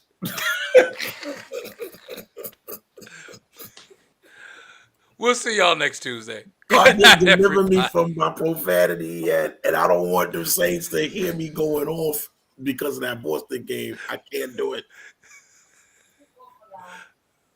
This one in, she talking about keep hope alive. Keep Go hope ahead. alive. Not keep hope alive. with the Knicks, all things are possible. Lord. See y'all next Tuesday. Have a good night, everybody. Yo, this is the state of emergency. Check. I need all my Knicks fans right now to grab your jerseys, your popcorn, your sodas, whatever you gotta do to get ready for this game. I don't care if you're a cheerleader, an athlete, a couch potato. We're here to restore the field. Matter of fact, how do you say it from New York? What I say it from New York? Hey yo, let's go now. Hey yo, I bring that New York energy. Talking 42nd Street, alley hoop finger roll. Ain't nobody checking me. Crossover through the legs, step back, hit a three. Still up in the hood, but got big baller tendencies. She just trying to get flued out to John Kennedy just to see the Knicks play, make a couple memories. New York, if you ain't from here, don't pretend to be. And if you ain't rocking with the Knicks, you an enemy.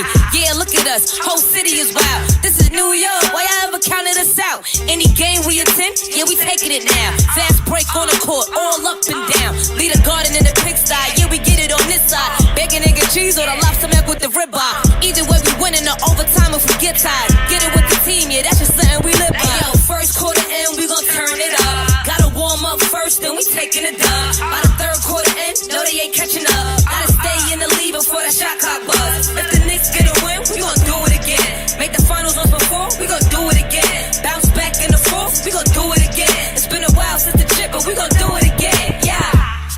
Yo, put your hands up. If you rockin' with the Knicks, put your hands up. Yo, put your